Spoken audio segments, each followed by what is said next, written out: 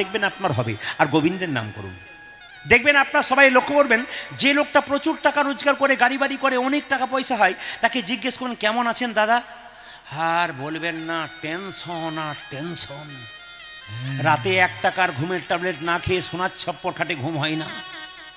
প্রচুর টাকার মালিক, সোনার ছপ্পর খাট, কিন্তু 1 টাকার ঘুমের ট্যাবলেট না খেলে ঘুম হয় না। কিন্তু বৈষ্ণব বাবাকে জিজ্ঞেস করুন, হরিবোল বলে ওই যে ঘুমাই, সকালবেলায় জিজ্ঞেস করে কেমন আছেন, আরে খুব ভালো আছি, কৃষ্ণের কৃপায় খুব ভালো আছি। কে বেশি সুখী, কে বেশি সুখী হিসাব করে বলুন? যে রাত্রিবেলায় নির্বিঘ্নে ঘুমালো সে, যে রাত্রিবেলায় শুধু টেনশন ভোগ করলো সে। তোমার সে টাকার দাম কি আছে যে রাত্রিবেলায় তোমার ঘুম হলো না?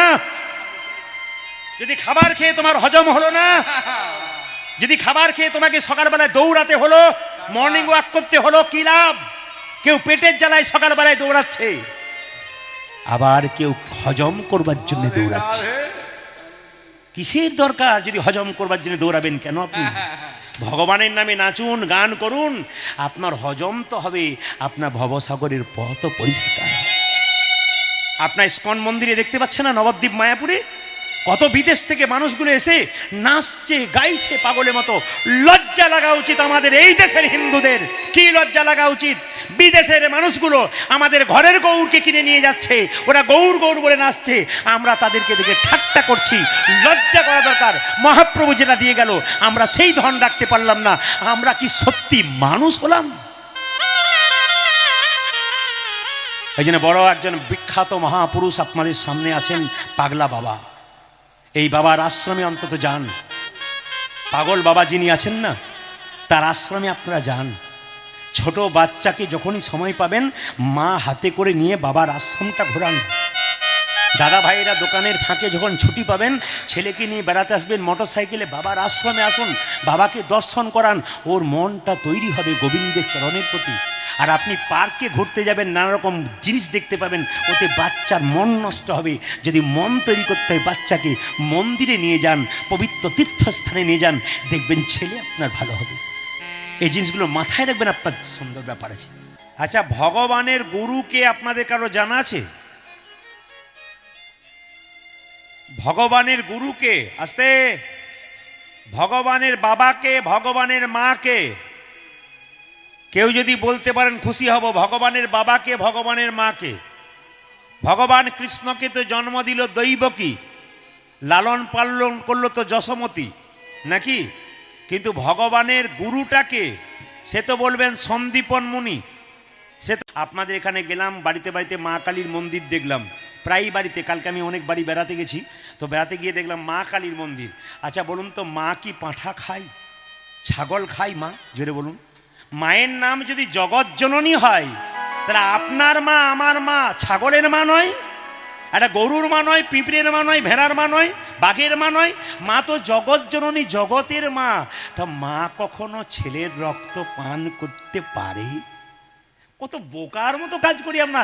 মায়ের মন্দিরে ছাগল বলে দিই, ওই ছাগলটার যে কি যন্ত্রণা হয় আপনি কি করে বুঝবেন? ওর হয়, আপনার বোঝার দায় কি? আপনি ভাবছেন মা খেলেন, মা খায় না। মা কি করে? ছাগ। ছাগ মানে কি? তোমার শরীরে 6টা রিপু নামক ছাগল আছে, ওই 6টা রিপু মায়ের কাছে বলি দাও। ওইগুলোকে বলি দিতে বলেছে, ছাগল বলি দিতে বলে নাই। তবে মায়ের কথা যখন এলো তখন আপনাদের বলে দিই, আমি বাড়িতে বাড়িতে মায়ের মন্দির দেখলাম, খুব ভালো লাগলো। একটা কথা আপনাদের বলি, মা কালীর কটা হাত মায়েরা বলুন? 6টা নাকি? 2-4 জন চুপ করে আছে, ভাবছে 6টা হলেও হতে পারে, উনি জানেন হয়তো, আমাদের বলার দরকার নেই। এইদিকে মায়ের কটা হাত দেখছেন আপনারা? 4টা হাত। এইদিকে তাকাবেন, 4টা হাতে কি বলছে? দে দে। একটা হাতে এরকম থাকে না, তাকান আমাদের, দে, দেবো, দে। ভালো করে তাকাবেন, আপনাদের বাড়িতে বাড়িতে মা কালী মন্দির আছে, মা কালী পুজো করছেন আপনারা, আমাদেরকে তাকান, দে। যদি দিস দেবো, আর যদি কামনার বসে আসিস, আমার হাতে কে ঝুলছে দেখছিস, আর আমার হাতে কি আছে ওটা দেখেছিস, এমন দেবো না তোকে ঝুলিয়ে ছেড়ে দেবো বলে দিলাম। একবারে মাথায় রাখবেন, খুব সুন্দর সুন্দর তত্ত্ব আছে, একটু মন দিয়ে শুনবেন। মা কালীর 4টা হাত। মা বলছে ভক্তি দে, ধর্ম দে, অর্থ দেবো, অর্থ মানে টাকা নয়, ধর্ম দেবো, ধর্ম দে, আমাকে দে, ধর্ম দে। আমরা বলি মা ধর্ম টর্ম করার সময়ও নাই, ব্যবসা বাণিজ্যে খুব চাপ, তোর কৃপাতে যা হচ্ছে কিছু হচ্ছে, কিন্তু আমার টাকা পয়সা হয়েছে, ধর্ম দেবার ক্ষমতা নাই, দুটো কদমা বরং তোর হাতে দিয়ে দিই। দেখবেন মায়ের হাতে কদমা দিয়ে দিই, তাই না? কোন শাস্ত্রে লেখা আছে কদমা দিতে হয়? কোথাও না। ওই ধর্ম দিতে পারবো না, দে কদমা দিয়ে, পয়সা আছে তো কি দরকার আছে, কদমা দিয়ে দেবো। মা বলছে দে দেবো, কিন্তু মায়েরা, মায়ের হাতে যে মাথাটা ঝুলছে ওটা কার মাথা? একটু মন দিয়ে শোনো, ওটা কার মাথা? সৌম্য নিসুম্য নামক দুজন অত্যাচারী ওষুধ ছিল, মেয়েদেরকে মা জ্ঞান করতো না, কামনার বসে ছুটে গিয়েছিল মা দুর্গার কাছে। আপনারা কি জানেন মা কালীর জন্ম কোথা থেকে? মা দুর্গার তৃতীয় নয়ন থেকে। যখন মা দুর্গার কাছে গিয়েছিল সৌম্য নিসৌম্য নামক দুজন অত্যাচারী অসুর, মা তখন কি করলেন? তার তৃতীয় নয়ন থেকে করাল বদনী, উলাঙ্গিনী, খড়্গধারিণী মাকে সৃষ্টি করলেন। আর সেই মা কালী এসে প্রথমে নিশুম্ব অত্যাচারী ছিল, নিশুম্বের মস্তক ছেদন করে তার রক্ত তিনি পান করলেন। সেই রক্ত যত মাটিতে পড়বে আরও অসুরের সৃষ্টি হয়ে যাবে, ওই জন্য মা সেই রক্ত নিজে পান করলেন, তারপর সিগারের মুখে দিলেন যাতে মাটিতে না পড়ে, মাটিতে পড়লে আরও অসুর তৈরি হয়ে যাবে।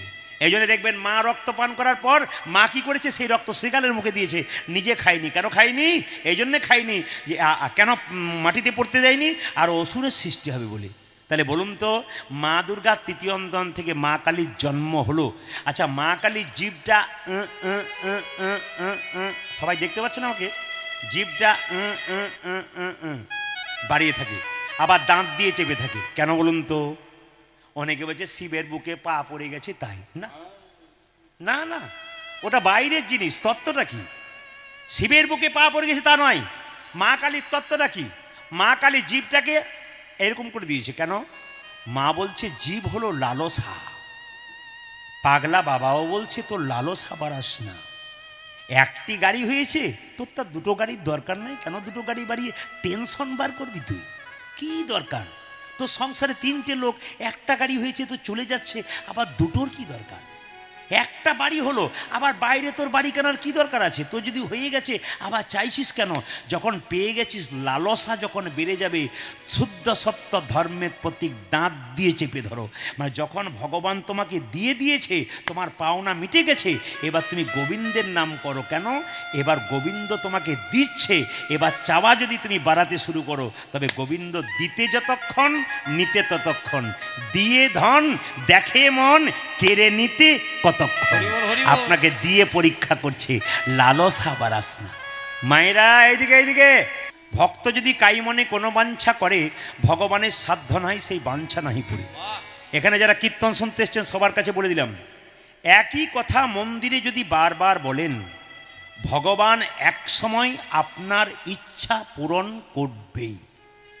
আপনি বাবার সামনে একই কথা বারবার বলুন, 1 বছর বলার পর দেখুন অজান্তে আপনার কৃপা হয়ে গেছে।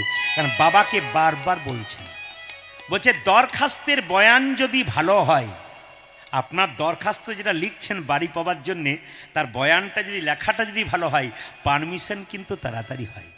আপনার ডাকার ভাবটা যদি ভালো হয়, ভগবানের কৃপা কিন্তু খুব তাড়াতাড়ি হয়। যেমন দেখবেন রামকৃষ্ণদেব মা কালীকে বলতো মা খা, মা খা, মা খা। মা খেতই না। ঠাকুর বলতো তুই না খেলে, এই দেখ পায়ের সামনে বসে রইলাম, আমিও খাবো না। মা চুপচাপ শক্ত পাথরের মতো দাঁড়িয়ে আছে, তুই না খেলে আমি খাবো না, এই দেখ উপবাসী রইলাম।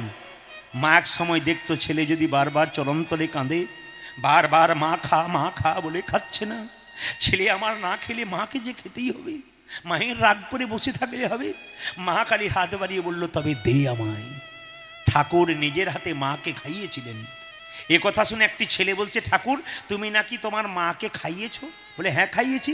কই আমি ডাকলে খায় না আর তুমি ডাকলে খাই কেন? ওরে বেটা, ডাকার মতো ডাকবি, দেখবি তোর কাছেও খাবে। কেন তুমিও ডাকো আমিও ডাকি, ডাকার মধ্যে তফাৎ কি? রামকৃষ্ণদেব কথায় কথায় শালা বলতো। শালা কথার 3টে অর্থ। তালবসাকার লেখা শালা মানে বইয়ের ভাই, বড় কুটুম। আর দন্ত সকাল লেখা শালা মানে যারা কৃষ্ণ কথা হরি কথা শোনে, হরিবোল বলে, তাদের দেহটাকে শালা, কৃষ্ণ নামের চাদর বলা হয়। আর মধ্যনাশাকর লেখা শালা মানে যারা মালা জপ করে, হরিনাম করে,